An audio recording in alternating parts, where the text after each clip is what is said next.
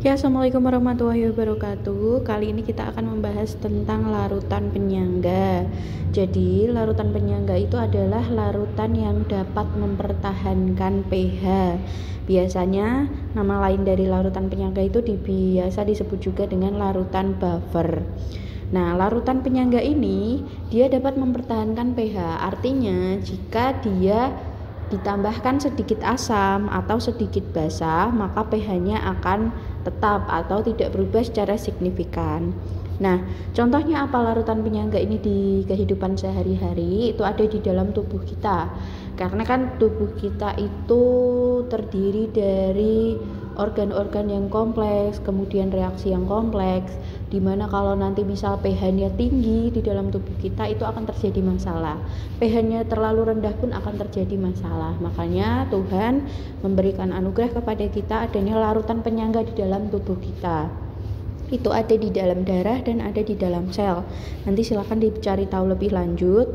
Nah, fungsinya apa itu? Yaitu mempertahankan pH di dalam tubuh kita agar stabil, agar semua reaksi yang berjalan di dalam tubuh kita itu dapat berlangsung dengan baik.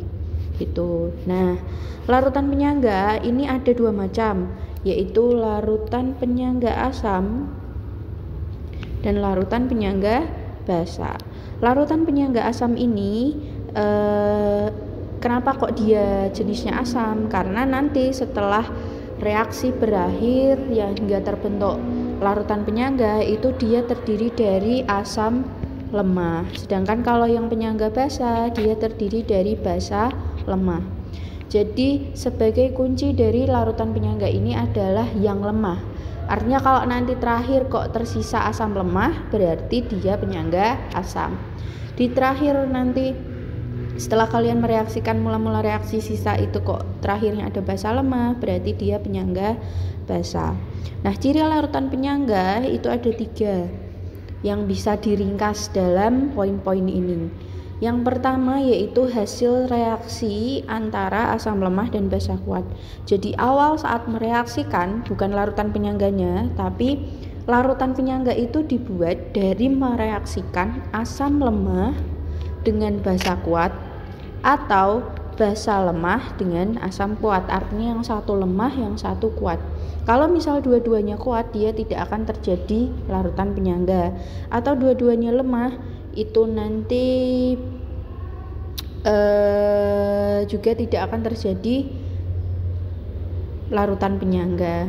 Jadi nanti untuk membuat larutan penyangga harus mereaksikan asam lemah dengan garam, asam lemah dengan basa kuat atau basa lemah dengan asam kuat. Yang kedua, hasil akhirnya. Nah, kalau tadi membuatnya mereaksikan, kalau ini hasil akhir setelah mula-mula reaksi sisa, di mana sisanya harus ada lemah dan garam. Mau asam mau basa, pokoknya yang lemah harus tersisa. Kalau misal yang tersisa yang kuat atau dua-duanya habis, dia bukan penyangga. Dan yang ketiga, ciri larutan penyangga adalah kalau sudah terbentuk larutan penyangga ditambah sedikit asam atau basa, pH-nya tidak berubah. Artinya bukan berarti dia tidak berubah stuck seperti itu terus, tapi dia ada perubahan namun tidak signifikan. Misal hanya 0,001, 0,00 berapa seperti itu. Nah, untuk aplikasinya di dalam soal ini ada contoh soal. Dalam soal ini kalian diminta menentukan apakah campuran larutan ini termasuk larutan penyangga atau bukan. Nah, di sini dia mereaksikan 100 ml CH3COOH dengan 100 ml NaOH. Nah, cara mencari tahu apakah dia penyangga atau bukan, kita lihat tadi ciri yang pertama yaitu yang direaksikan harus lemah dan kuat. Jadi kembali lagi kalian harus mengetahui apakah dia termasuk asam kuat atau lemah atau basa kuat atau lemah. Nah, di sini kan dia mereaksikan CH3COOH dan NaOH. CH3COOH ini adalah asam lemah, sedangkan NaOH adalah basa kuat. Berarti syarat pertama ini terpenuhi karena dia terdiri dari lemah dan kuat. Kemudian untuk syarat yang kedua tadi yang tersisa harus yang lemah. Untuk itu kita harus mereaksikan dengan mula-mula reaksi sisa ini dikalikan dapatnya 0,02. Ini caranya masih sama seperti yang kemarin, sampai sisanya nanti setelahnya baru kita pelajari lebih lanjut. Kemudian NaOH ini ada 0,01. Siapa reaksi yang habis? Tentu yang ini, karena 0,01 dibagi 1 adalah 0,01, 0,02 dibagi 1 0,02, berarti ini yang habis, otomatis sisanya 0. Di sini 0,01. Karena semua koefisiennya 1, berarti di bagian reaksi semua sesuai dengan NaOH 0,01 semua. Berarti ini sisanya adalah 0,01, di sini 0,01, di sini 0,01. Nah, kita lihat yang tersisa, yang di dalam sisa ini adalah CH3COOH dan CH3COONA serta air. Nah, di sini yang tersisa adalah yang asam lemah dan garam. Berarti syarat kedua terpenuhi, yaitu yang tersisa harus lemah dan garamnya. Begitu caranya menentukan apakah dia penyangga atau bukan. Jadi dilihat harus mereaksikan antara asam kuat basa lemah atau basa kuat asam lemah. Nah, di hasil akhirnya nanti harus tersisa yang lemah dan garamnya. Kalau tersisa yang kuat itu bukan penyangga, kalau habis semua itu juga bukan penyangga. Oke, kita lanjut ke pembahasan selanjutnya. Nah, setelah kita tahu apakah itu penyangga atau bukan, tentu kita harus mengetahui pH-nya dia berapa. Nah, untuk menentukan pH ini tidak sama dengan saat kita menentukan asam atau basa yang kemarin, karena ini kita mereaksikannya kan antara asam dan garamnya.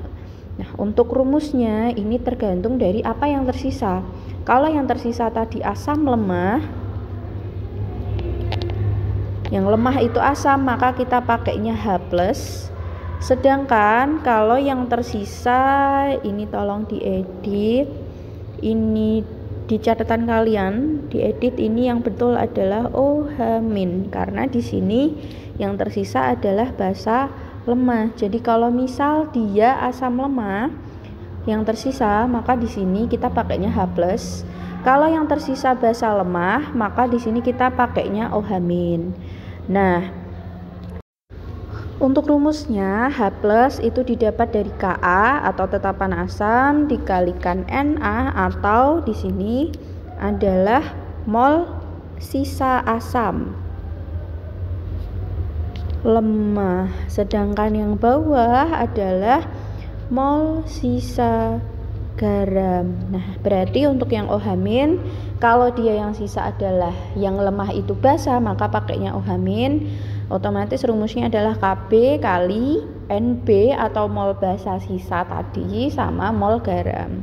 Contohnya ini ada di soal nomor 1. Langsung kita bahas.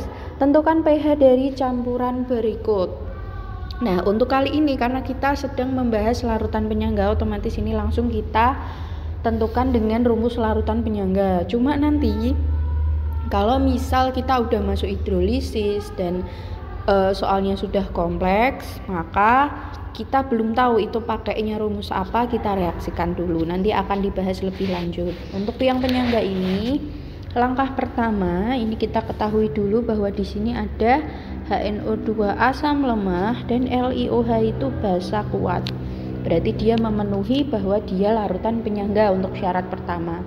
Syarat kedua kita cari tahu dulu dengan cara mereaksikan HNO2 ditambah LiOH, maka jadinya LiNO2 dan H2O. Ini sudah setara, nanti boleh dicek lagi. Mula-mula reaksi sisa. Oke, ini kita selisih satu baris, mula-mula reaksi sisa. Ya Allah. Setelah tertulis mula-mula reaksi sisa, maka kita isikan mol mula-mulanya 100 ml kali 0,4 berarti 0,04 mol. Jangan lupa milinya dijadikan liter dulu. Kemudian 200 kali 0,1 adalah 0,02 mol. Berarti siapa yang habis? Karena ini sudah setara, semua koefisiennya 1, otomatis kita ambil yang paling sedikit, ini habis, sedangkan di sini karena semua koefisien di depan ini 1, berarti di sini 0,02, 0,02 dan 0,02. Berarti di sini sisa 0,02, 0,02, 0,02. Nah, kita lihat yang tersisa di sini adalah HNO2 sebagai asam lemah. Garamnya juga ada LiNO. Tunggu, ini bukan basa kuat tapi garam. Nah, berarti sesuai untuk syarat yang kedua bahwa yang tersisa adalah yang lemah. Yang lemah apa? Di sini adalah yang lemah asam. Otomatis kita pakainya rumusnya H+.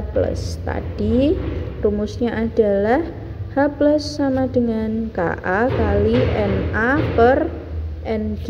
Berarti Ka-nya di sini kita lihat 5 kali 10 pangkat min 5. Sini 0,02, di sini 0,02, ini dicoret, maka 5 kali 10 pangkat min 5. Sehingga pH-nya adalah 5 min log 5. Nah, ini diingat-ingat bahwa kalau misal nanti kok dia pakainya OH- di sini karena dia basa, jangan lupa setelah nyari pOH cari pH. Oke, selanjutnya tentukan pH campuran dari CH3COOH dan CH3COONa. Nah, di sini ada perbedaan dari dua soal di atas, 1 dan 2. Kalau soal nomor 1, yang diketahui adalah asam dan basa, otomatis kita reaksikan seperti ini. Tapi kalau misal yang diketahui adalah asam dan garam, jadi kita bahas dulu. Kalau misal ada H, misal HCl, HNO3, H2SO4, ini adalah asam. Kalau misal ada OH, misal NaOH, MgOH2, otomatis dia basa. Termasuk juga di sini CH3COOH. HCOOH itu juga asam. Jangan lupa ya, jangan memecahnya di OH ini, salah. Karena CH3COOH itu asam. Nah, kalau tidak ada OH, tidak ada H, maka dia garam. Contoh CH3COONa, ini dua-duanya anion kation bukan H, bukan OH. Berarti dia garam. Kemudian MgCl2 ini garam, NaCl ini garam. Nah, kalau misal yang diketahui di soal kok sudah asam lemah atau basa lemah, ini untuk soal ini kebetulan yang asam lemah, dan garam, bukan basa tapi garam, maka kita langsung masuk ke rumus. Tapi dilihat dulu karena di sini yang lemah adalah asam, maka di sini H+ Ka kali Na per Ng. Ka-nya 10 pangkat min 6, Na-nya karena asamnya ini 100 kali 0,2 berarti 0,02 per Ng-nya 200 kali 0,2 berarti 0,04. Otomatis di sini 10 pangkat min 6 kali setengah 0,5 atau 5 kali 10 pangkat min 7 sehingga pH-nya adalah 7 min log 5. Jadi perbedaan dari dua soal di atas adalah kalau misal yang diketahui asam dan basa, ini direaksikan dulu agar ketemu garam. Tapi kalau yang diketahui asam atau basa lemah dengan garam, maka langsung masuk rumus. Seperti itu untuk sementara larutan penyangga. Tugasnya silahkan dikerjakan, pembahasan tugas akan di-post minggu depan. Terima kasih.